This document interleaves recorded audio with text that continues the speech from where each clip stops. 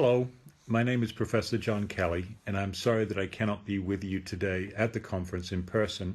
I'm actually traveling in Finland for work at the moment, but I'm very glad to be able to provide a video that you're watching now to talk to you a little bit about some of the developments globally in recovery research around the world. There have been two major developments in recovery research in the past 10 years, and which has been informed by research over the last 25 years. One of the main reasons, of course, for the recovery movement is to reduce stigma and discrimination against individuals suffering from substance use disorders, as well as those in recovery from a substance use disorder. Another thing that has happened is, and there's been lots of things that have happened to address stigma and discrimination, including the rise of the recovery movement itself, of course. Another thing that has happened is the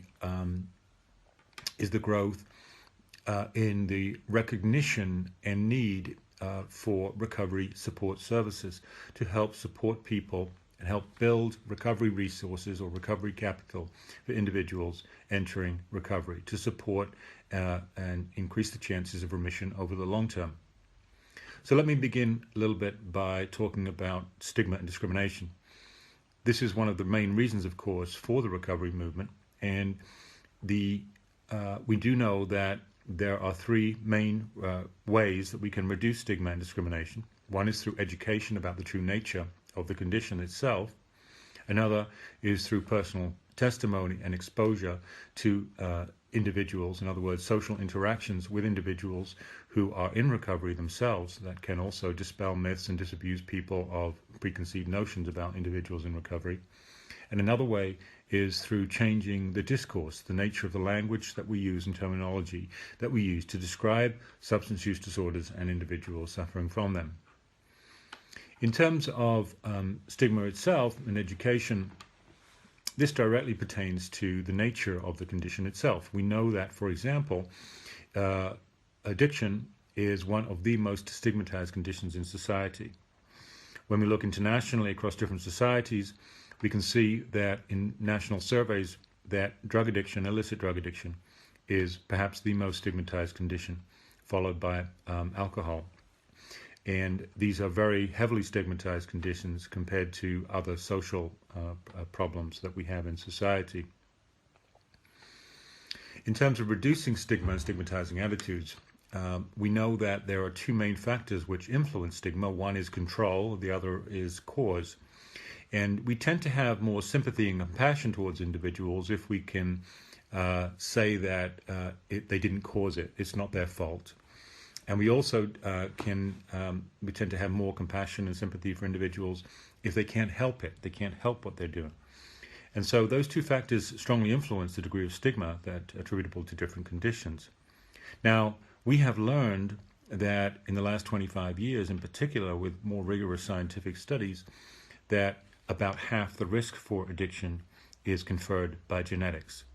So like many other diseases and disorders from which people suffer, addiction is a genetically influenced disease that is a complex one in that it interacts with the environment.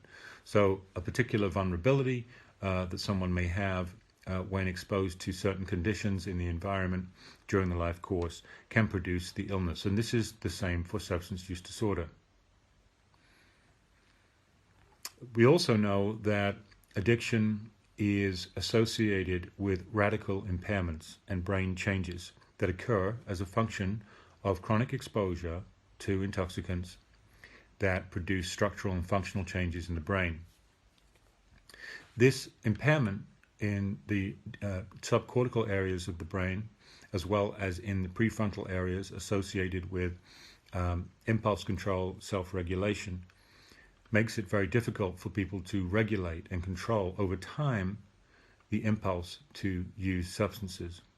And another way that we can reduce stigma is through meeting and interacting with individuals who are in recovery from a substance use disorder. This has been a prime thrust and emphasis of the recovery movement, that is to say, to put a face and a voice on recovery. Doing so helps to dispel stereotypes and disabuse people of preconceived notions about what addiction looks like. Because people then are exposed to individuals in long-term recovery that are leading normal lives, paying taxes, and contributing to the community. In fact, some of the work research conducted by David Best, has shown that individuals in recovery actually contribute more back to society than the average citizen and more likely to volunteer, for example. Also, importantly, a third way to help reduce stigma and discrimination is to change the discourse, the language by which we describe these conditions. I and others have done research actually to look at the impact of certain terms on public perceptions as well as clinicians' perceptions of these conditions in treating them. And what we have found is that certain terms, like describing someone as a substance abuser or using the word abuse, may actually evoke and induce more negatively biasing attitudes towards individuals suffering from these conditions compared to terms that have more of a medical connotation, like substance use disorder.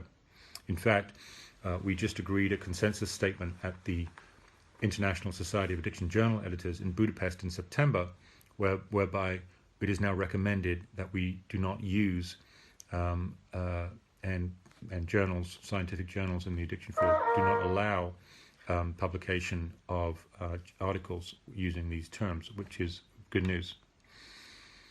So it does matter, it does seem to matter the way that we talk about these conditions. And I think as we move away from a more punitive and criminal justice involved notion of dealing with these conditions towards a more of a broader public health, which includes criminal justice, but opens the door to more public health approaches to address these endemic problems in a more effective and efficient way, we need to change also our discourse. So describing the field as a substance use disorder field in the same way as people with eating related problems are described as having an eating disorder, never as food abusers.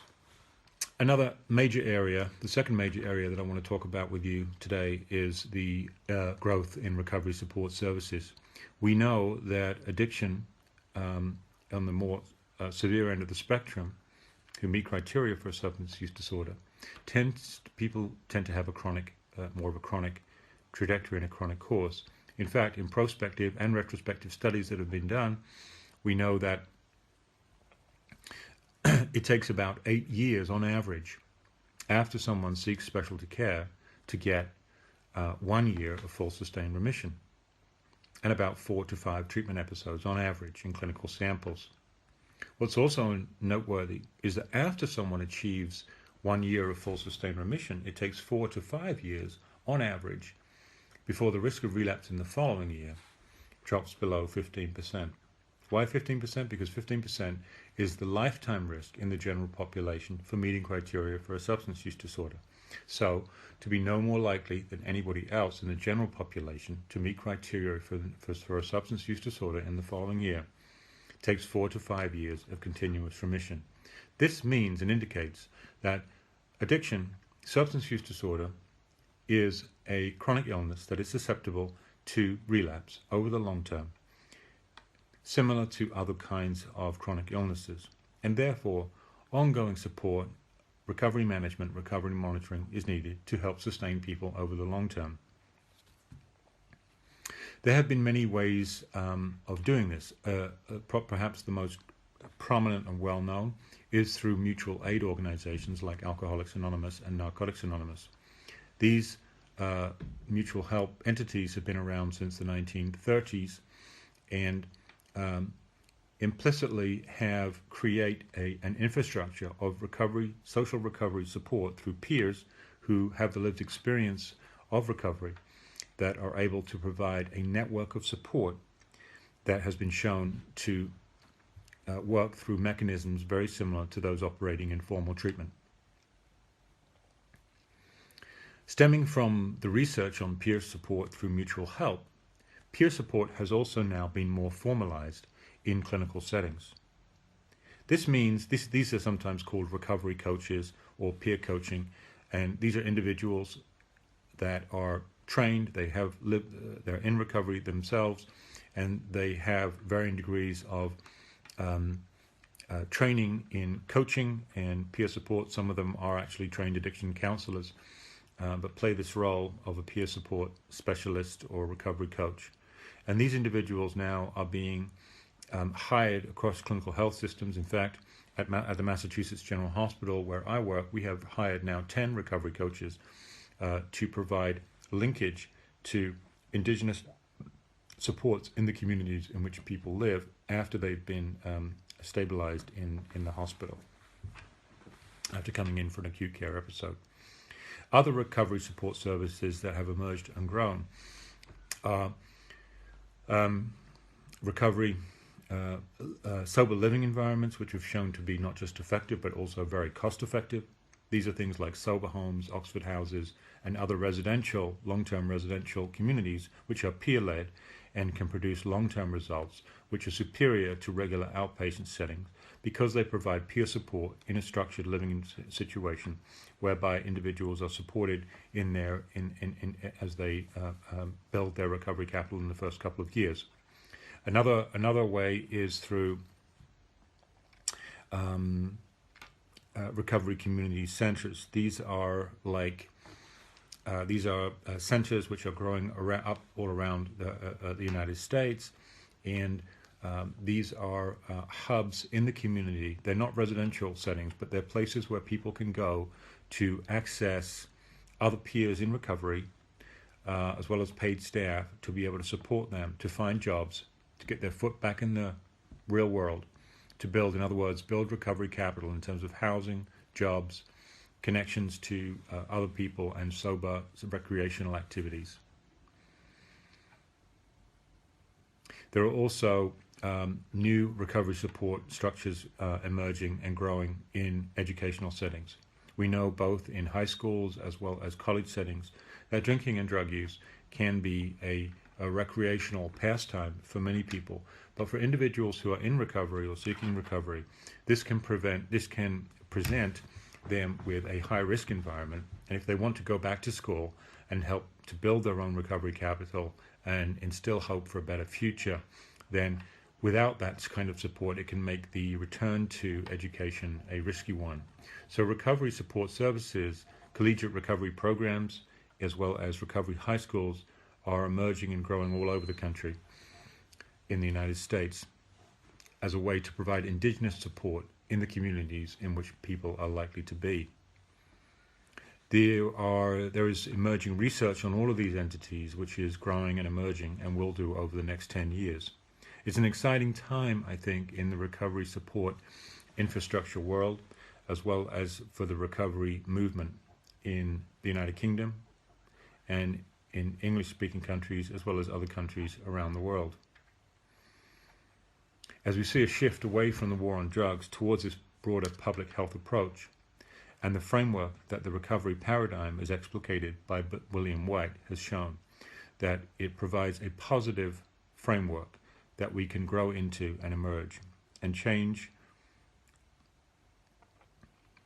public perceptions, decrease stigma and discrimination, and increase the chances that more people will be able to get into recovery and stay there, and that overall we can reduce the endemic public health burden attributable to alcohol and other drug-related conditions. So I want to thank you for having me, for inviting me. I'm sorry I can't be with you. I wish you a very good conference. Thank you.